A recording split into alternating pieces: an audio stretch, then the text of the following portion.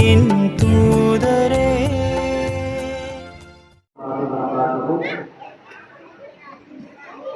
கண்ணியமிக்க இவ்விழாவின் தலைவர் அவர்களும் முன்னிலை வகிக்கக்கூடிய நிர்வாக பெருமக்கள், உலமாக்கள், நமதொரு ஜமாத்தார்கள் அழகாக இந்த போட்டிகளிலே பங்கு பெற்று மார்க்கத்தினுடைய பல விஷயங்களை எடுத்துரைத்த மாணவ கண்மணிகள், அவர்களுடைய தாய்மார்கள் அனைவர்களுக்கும் ஆரம்பமாக அஸ்ஸலாமு அலைக்கும் வரஹ்மத்துல்லாஹி வபரகாத்துஹு. அன்பானவர்களே, நேரம் கொஞ்சம் அதிகமாகிடுச்சு. நீண்ட பயான் பேசுவதற்கு உண்டான நேரம் அல்ல இது. ஏனென்றால் 9 மணி தாண்டி போயிட்டு நினைக்கிறேன். மணி 9 ஆயிடுச்சா, தாண்டிடுச்சு. அதனால் நீண்ட பயான்கள் செய்ய முடியாது. பயானுக்குன்னு தனியாக நேரம் இருக்குன்னு அப்போ தான் கேட்பாங்க. ஆக நம்முடைய ஊரில் நடைபெறக்கூடிய இந்த மக்தபு மதரசா அல்லாஹ்வுடைய மாபெரும் கிருபையால் இதனுடைய ஆண்டு விழா 25ஆம் ஆண்டு விழா இப்பொழுது சிறப்பாக நடைபெற்று கொண்டிருக்கிறது.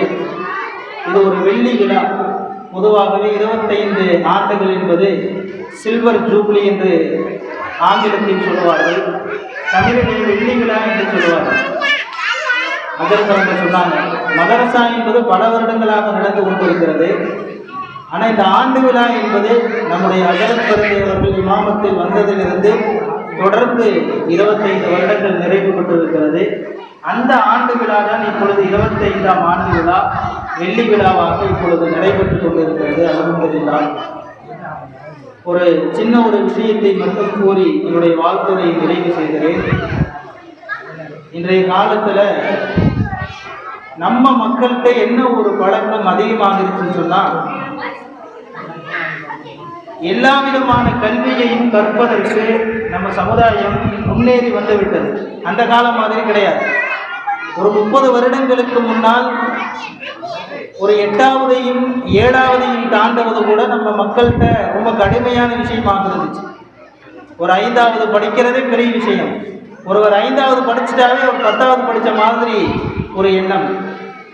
ஒரு வறுமையின் காரணமாகவும் கூட ஒரு சின்ன வயசிலேயே வெளியூர்களுக்கு வேலைக்கு செல்ல வேண்டிய சூழ்நிலை நம்ம சமுதாயத்தில் நிறைய ஏற்பட்டதால் அந்த கல்வியினுடைய முன்னேற்றம் இல்லாமல் போயிடுச்சு அந்த காலத்தில். ஆனால் அல்ஹம்துலில்லாஹ் இப்போ அப்படி இல்லை. நம்ம இஸ்லாமிய சமுதாய மக்கள் காலத்தின் தேவையை உணர்ந்து நிறைய இடங்களில் படிக்க வைக்கிறாங்க பிள்ளைகளை. நிறைய பேர் 10ஆவதை தாண்டி 12ஆவதை தாண்டி காலேஜுகளில் போய் கல்லூரிகளில் போய் நிறைய படிக்கக்கூடிய ஒரு கலாச்சாரம் இன்று நம்முடைய சமுதாயத்தில் அதிகமாகிவிட்டது. ஏன் நம்ம ஊரில் கூட கல்லூரி வரையிலும் சென்று படிக்கக்கூடிய எத்தனையோ மாணவ கண்மணிகள் இருக்கிறார்கள். அப்போ நாம் இந்த உலக கல்வியில் எந்த அளவு இந்த காலத்தில் ஆர்வமாக இருக்கிறோமோ அதே போன்று நமக்கு மிகவும் உயிராக இருக்கக்கூடிய மார்க்கத்தின் கல்வியிலேயும் ஆர்வம் இருக்க வேண்டும். ஏன்னா மார்க்க கல்வி இல்லாதனால எத்தனையோ பிள்ளைகள் வழிதவறி போய் விடுகிறார்கள். கல்லூரிக்கு செல்லக்கூடிய பிள்ளைகள் எத்தனையோ நபர்கள் வழிதவறி போய் விடுகிறார்கள். பள்ளிக்கூடத்திற்கு செல்லக்கூடியவர்கள் எத்தனையோ பிள்ளைகள் வழிதவறி போய் விடுகிறார்கள். இதற்கெல்லாம் காரணம் என்னன்னு சொன்னால், நம்ம உலக கல்வியை மட்டும் முக்கியத்துவம் கொடுக்குறோம். முன்ன மாதிரி மார்க்க கல்விக்கு அந்த அளவு முக்கியத்துவம் கொடுக்கறது இல்லை. குறிப்பாக நம்முடைய மக்தபு மதரசாக்களில் பிள்ளைகள் குறைவாக இருக்கும். நீங்களே பார்க்குறீங்க, ஒரு 20 பிள்ளைகள் மாதிரி தான் இருக்காங்க. ஆனால் நம்ம ஊரில் 20 பிள்ளைகள் தான் இருக்கிறாங்களா அப்படின்னா இல்லை. சுமார் ஒரு 50க்கும் மேற்பட்ட குழந்தைகளாவது இருப்பார்கள் நம்முடைய ஊரிலே மக்தப் மதரசாவில் படிப்பதற்கு. அதே போன்று நம்முடைய ஊரிலே பெண்கள் மதரசாவும் இருக்கிறது, நிஸ்வான் மதரசாவும் இருக்கிறது. நம்ம ஊரை சார்ந்தவர்கள் எத்தனை பேர் படிக்கிறார்கள் என்றால், எத்தனை பேர் படிப்பாங்க? ஒரு 3 பேர் 4 பேர் தான் படிக்கிறாங்கன்னு சொல்கிறாங்க ஆட்சியார். அப்போ நம்ம ஊரில் பெண்மணிகள் 4 பேர் தான் இருக்காங்களா அப்படின்னாலும் கிடையாது. நிறைய பெண் பிள்ளைகள் வயதுக்கு வந்தவர்கள் இருக்கிறார்கள். ஆனால் மதரசாவிற்கு செல்லக்கூடியவர்கள் எண்ணிக்கை பார்த்தா வெறும் 3-4 பேர் தான். எப்படி உலக கல்வியில் நம்ம ஆர்வமாக இருக்கிறோமோ அதை விடவும் மிக முக்கியமானது மார்க்க கல்வி. அப்போ அதில் ஏன் நம்ம ஆர்வம் காட்டுவதில்லை? ஒரே ஒரு நிகழ்வை மட்டும் நான் சொல்லுகிறேன். ரொம்ப நேரம் பேசல. நம்ம எல்லாரும் ஈமான் கொண்டு இருக்கிறோம், கபருக்கு பின்னால் ஒரு வாழ்வு இருக்கிறது, மௌத்திற்கு பின்னால் ஒரு வாழ்வு இருக்கிறது, கபரினுடைய வேதனை இருக்கிறது, நரகம் இருக்கிறது, சொர்க்கம் இருக்கிறது, அல்லாஹ் நாளைக்கு மறுமையில நம்மள்ட்ட கேள்வி கேட்பான் அப்படிங்கிறதெல்லாம் நம்ம ஈமான் கொண்டு இருக்கிறோம். அதை ஈமான் கொண்டதுனால தான் நம்ம முஸ்லீமாகவே இருக்கிறோம். இல்லைன்னு சொன்னா நம்ம முஸ்லீம் கிடையாது. ஒருவர் சொல்றார், நான் அல்லாஹ்வை ஏத்துக்கிறேன், ஆனா மௌத்துக்கு பின்னால் ஒரு வாழ்க்கை இருக்குங்கிறத ஏத்துக்க மாட்டேன். ஏதோ வாழ்ந்தோம், அனுபவிச்ச செத்தோம், முடிஞ்சு அவ்வளவுதான், அதுக்கப்புறம் வாழ்க்கையெல்லாம் கிடையாது அப்படின்னு ஒருத்தர் சொன்னாருன்னா அவர் முஸ்லீமே கிடையாது. அப்ப யுக்மினு பில் கைப், மறைவான விஷயங்களில் ஒருவர் ஈமான் கொண்டால்தான் அவர் உண்மையான முஃமினாக ஆகுவார். அப்ப நம்ம உண்மையான முஃமின்னா என்ன? மௌத்திற்கு பின்னால் ஒரு வாழ்க்கை இருக்கிறது என்று நம்புகிறோம். ஆனால் அந்த மௌத்திற்குண்டான அதற்கு பின்னால் இருக்கக்கூடிய வாழ்க்கைக்குண்டான அந்த விஷயங்களை நாம் ஏன் தயார் செய்ய மறுக்கிறோம்? ஒரு வரலாறு கூறுகிறேன். ஒரு பெரிய மகான், பெரிய வலியுல்லாஹ் தன்னுடைய சீடர்களோடு போய்கொண்டிருக்கிறார். பயணத்தில் போய்கொண்டிருக்கும் பொழுது ஒரு மன்னரை, ஒரு கபரு, ஆரம்பத்தில் போகின்ற பொழுது அந்த சீடர்களை பார்த்து அந்த வலியுல்லாஹ் பெரிய மகான் சொல்றாங்க, இந்த கபருல இருக்கவங்களுக்கு வேதனை நடைபெற்று கொண்டிருக்கிறது, இந்த கபரு வாசிக்கு அல்லாஹ் வேதனையை தந்து கொண்டிருக்கிறான் என்று சொல்கிறார். போய்விட்டு சிறிது அந்த ஒரு நாளும் அல்லது 2 நாளும் கழித்து மீண்டும் அதே வழியாக போகின்ற பொழுது இப்ப அந்த கபருவாசி சொர்க்கத்தில் இருப்பதை போன்று இருக்கிறார். கபருடைய வேதனை இல்லை, சொர்க்க பூஞ்சோலையாக அவருடைய கபர் மாறி இருக்கிறது. அப்ப அந்த மகானுக்கு, மிகப்பெரிய வலியுல்லாவுக்கு மிகப்பெரிய ஆச்சரியம். அல்லாஹ்விடத்திலே துஆ செய்கிறார், யா அல்லாஹ், நான் இந்த வழியாக சென்ற பொழுது இந்த கபருவாசிக்கு வேதனை நடைபெற்று கொண்டிருந்தது, நான் திரும்பி வருகின்ற பொழுது இவருடைய கபரு சொர்க்க பூஞ்சோலையாக மாறி இருக்கிறது. குறிப்பிட்ட நேரத்தில் இவ்வளவு பெரிய மாற்றம் ஏற்பட்டதின் காரணம் என்ன? அல்லாஹ்விடத்தில் அவர் துஆ செய்து கேட்கின்ற பொழுது அல்லாஹ் இல்ஹாமின் வழியாக அவருக்கு பதில் சொல்கிறார். பெரும் மகான்கள் வலியுல்லாஹ்க்கெல்லாம் அல்லாஹ் இல்ஹாமின் வழியாக மனதில் உதிப்பதின் மூலமாக சில விஷயங்களை அவர்களுக்கு சொல்லுவார். அப்ப அல்லாஹ் அந்த வலியுல்லாவுக்கு இல்ஹாமின் மூலமாக சொல்கிறான், இந்த கபரில் இருக்காரு இவர் ஒரு ஆண், இவர் ஒரு தகப்பனார், இவருக்கு ஒரு பிள்ளை, ஒரு குழந்தை, ஆண் குழந்தையோ பெண் குழந்தையோ, அவங்க ஒரு பிள்ளை சிறிய வயதில் இருக்கின்ற பொழுது இவர் இறந்து விட்டார். அவர் குழந்தை எத்தீமாகி விட்டது, அனாதையாகி விட்டது. தாய் மட்டும்தான் இருந்தார்கள்.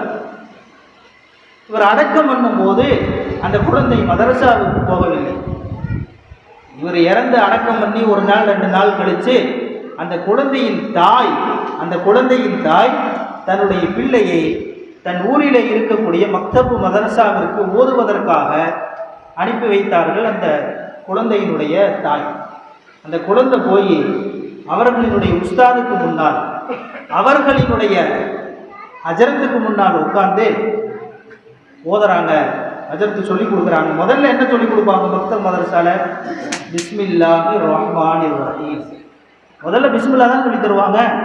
பிஸ்மில்லாஹிர் ரஹ்மானிர் ரஹீம், இந்த வார்த்தையை சொல்லுப்பா அப்படின்னு அந்த அஜரத் சொல்லி கொடுக்குறாங்க.